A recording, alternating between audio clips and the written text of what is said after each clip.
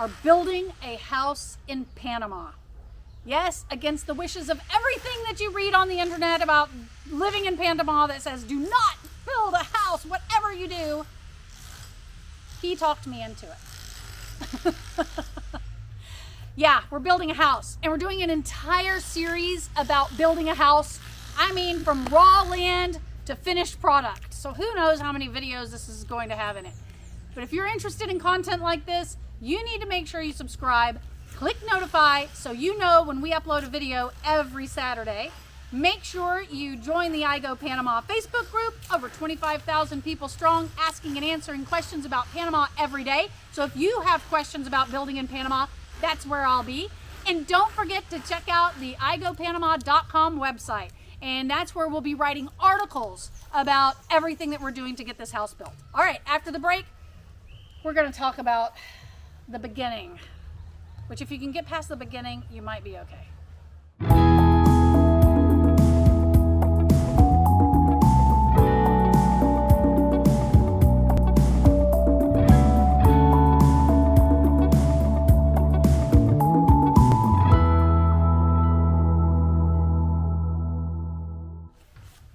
Okay, so now we're how many months into this whole situation? Like 9, almost 10? I would say 10. By the time we started drawings to now, yes. Yeah, so we're about 10 months in. So we're going back and re-recording like the beginning.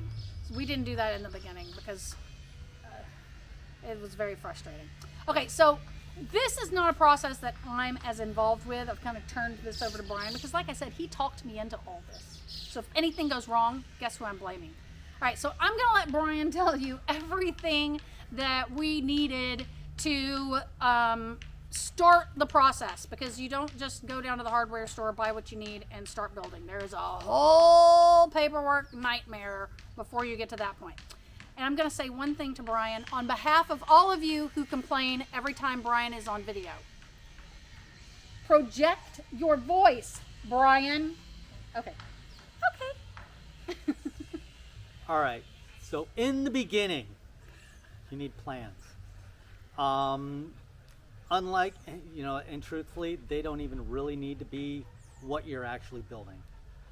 All Panama wants us to do is see plans and that you've seen an architect, everything's been put together with licensed electricians, licensed plumbers, and that's it. You don't get really any inspections. In fact, I mean, we did have one time to where the permit office came out and just wanted to see where we were building, but I mean, might I digress. Back to the plans. This process is so convoluted and all over the place, it's difficult. This video will be convoluted and all over the place. To have architectural plans in Panama, it has to be done by a Panamanian architect. That's not to say you need a Panamanian architect to draw them up.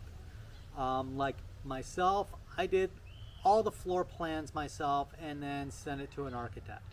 You can have plans brought in from the States. You could have a Costa Rican architect. You could have anybody draw it up, just as long as a Panamanian architect signs off on it. That's what you need. So once we did that, like I said, I did all of our floor plans because we have, our main house, a casita, and my workshop that we're putting together. So I had to draw all those 3 up, send it to my architect, which made it easy for him. He just put all the details in Spanish, and he, most of the work was done for him. Once we had that, which was supposed to be a 4-week process, it turned into a 6-7 week process, which in Panama, that's not that bad. Yeah, that's on time. Pretty much on time. That might be early. Yeah. So once we got that, my architect was in Panama City, and we're in El Valle. So it was always recommended that you have somebody that can walk your plans through each office, because there's a bunch of different offices. I'm still not quite clear on how many there are. So he was a little pricey because he was charging to go back and forth from Panama City out here to El Valle. One office is in Valle, one office is in Panama, and I think In there's Antone. and another office in Antone. So there's a lot of back and forth and a lot of traveling. So I ended up, through the help of everybody on I Go Panama, we found a local architect who lives in Panama that was going to deal with our permit process. And shortly after starting that, our Panamanian architect says Panama is nuts. So the problem is, every time you walked into an office and wanted to go through the permit process, they gave him some paperwork request that he needed. They didn't give him all the paperwork requests he needed. You know, there's not a list of A to Z items that they need that you can take away, come back with everything, and and be done. No, you have to piecemeal it. So they gave it. Okay, here's A. He comes back. We go through the process, get whatever they needed. Goes back. They're all, oh great, that's awesome. Now we need this. And it's not like it's sequential, like first you bring this and then you bring this and then you bring this. It's just random paperwork, just random off the wall stuff. I mean, to the point where I was telling Brian, like the next thing they're going to ask for is like drone shots from 1491 showing the original indigenous lands prior to Columbus arriving. I mean, literally, that's how ridiculous it was getting. It was pretty close to that. Yeah. You know, we were getting to the very end where we were going to be granted our provisional permit, which means they're going, okay, everything's going to go through the process. We need to finalize the paperwork, but you're basically approved, so you can start construction. So he went in to get that provisional, and then they, you know, our land is titled. It's been titled for years. The previous owner had owned it for what?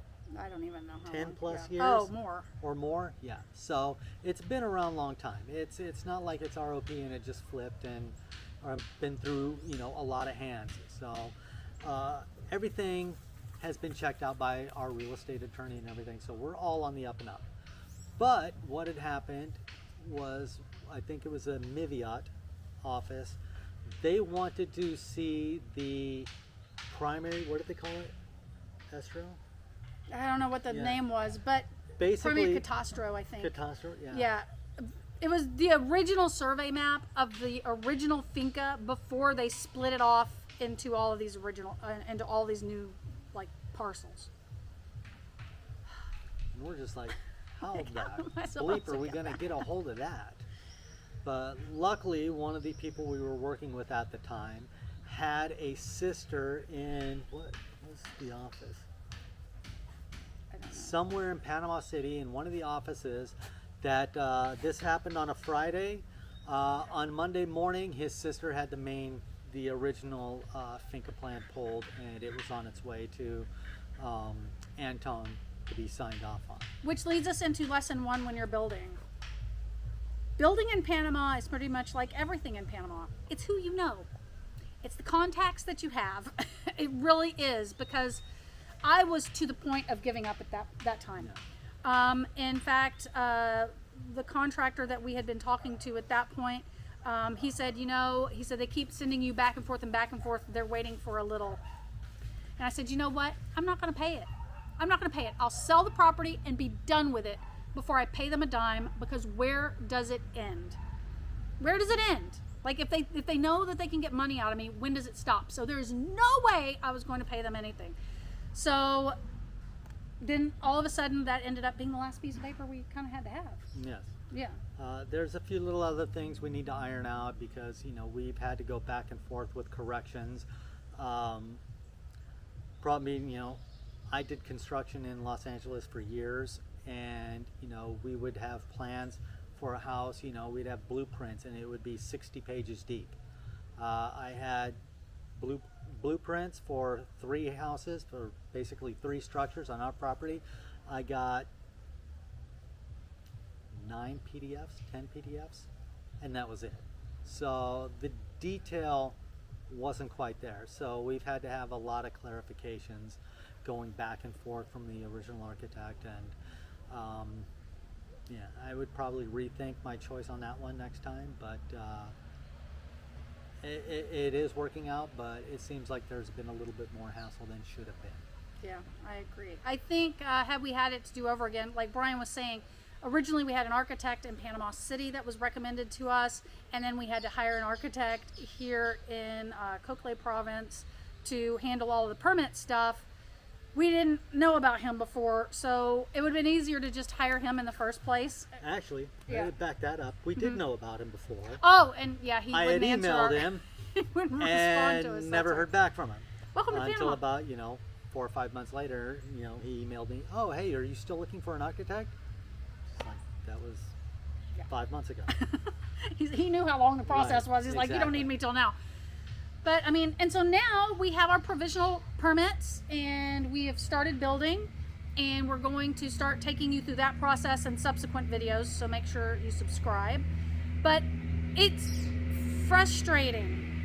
I mean, so far we have such a good crew in place now that the building is going very well. But be prepared for a ton of super frustrations in the permitting process, because you just have no control over any of it. And I wouldn't know how to walk into one of those offices and ask for what I need or anything, so you have to hire someone that you can trust to do it. And like we said, there's a minimum of 3 offices you end up going Yeah, to. multiple times. Multiple times. Yeah. Correct. All right, but now we're building, we're underway. Now we're building, underway, and like I said, the good thing is you need to stay on top of your contractor and watch what's going on, because here in Panama there is no inspection process.